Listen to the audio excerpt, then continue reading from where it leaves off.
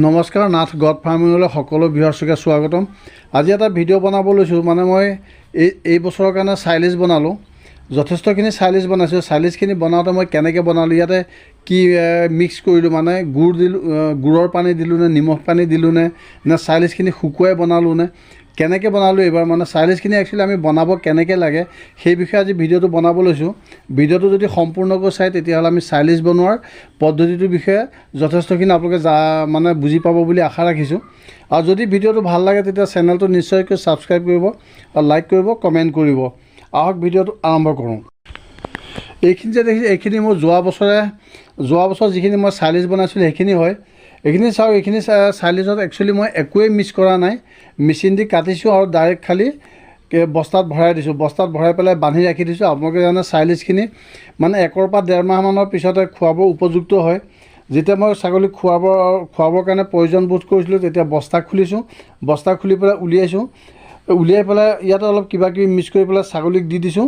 আৰু ছাগলী দেখিছে বৰ ধুনীয়াকৈ খায়, ইয়াতে কোনো অসুবিধা নাই আৰু বস্তুবোৰ পচি যোৱা নাই বা ক'ৰবাত ভেঁকুৰ ধৰিছে সেনেকুৱাও নহয়। চাইলিজখিনি কিমান ধুনীয়া হৈ আছে আপোনালোকে দেখা পাইছে ভিডিঅ'তে।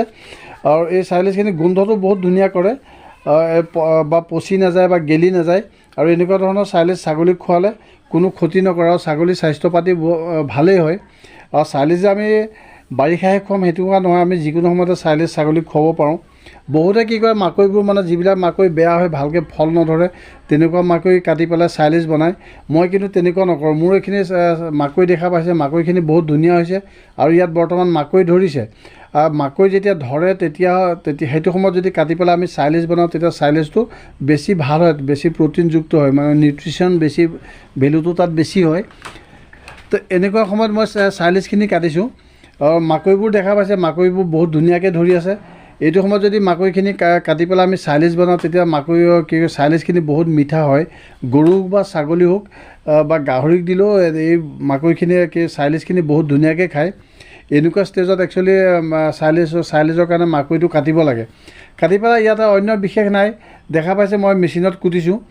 মেচিনতে কুটিলে কি হয়, মানে হাতৰে কিমান কুটিব, যদি মেচিনত কুটা যায় তেতিয়াহ'লে অলপ মিহি হয়, বৰ ধুনীয়াকৈ মানে কুটা যায়। আৰু যিখিনি মই একবাৰ দিওঁতে যিখিনি কুটা গ'ল সেইখিনি আকৌ এবাৰ দিছোঁ।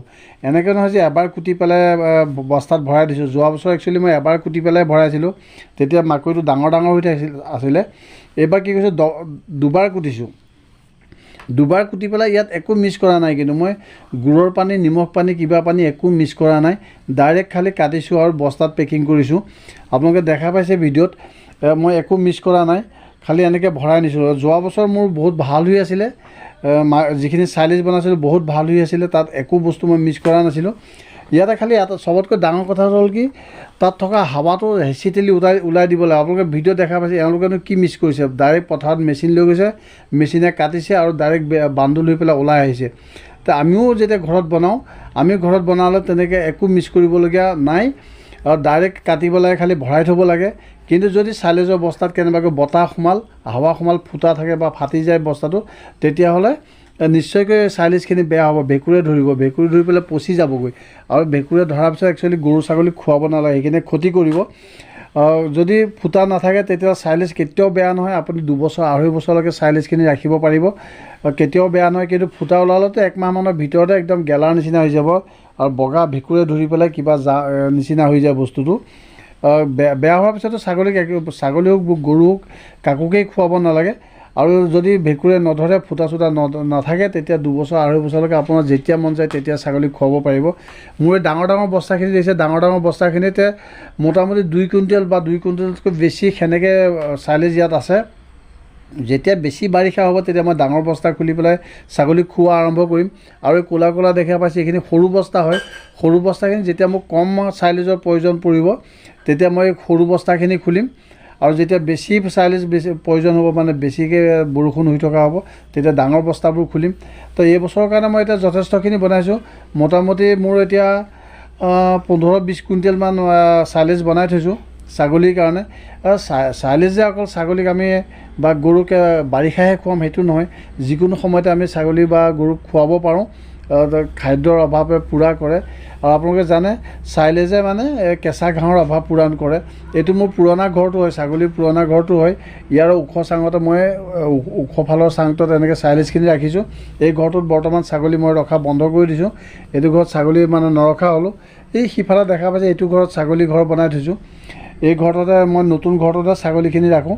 গতিকে পুৰণা ঘৰটোত চাইলেজ থোৱা ঘৰ হিচাপে মই বৰ্তমান ব্যৱহাৰ কৰিছোঁ। তো আজিলৈ ভিডিঅ'টো ইমানেই আছিলে। যদি চেনেলটো ভাল লাগে তেতিয়াহ'লে ভিডিঅ'টো যদি ভাল লাগে তেতিয়া চেনেলটো ছাবস্ক্ৰাইব কৰিব বুলি পুনৰবাৰ আশা কৰিলোঁ। ভিডিঅ'টো ইমানেই আছিলে। থেংক ইউ ভিডিঅ'টো চোৱাৰ বাবে।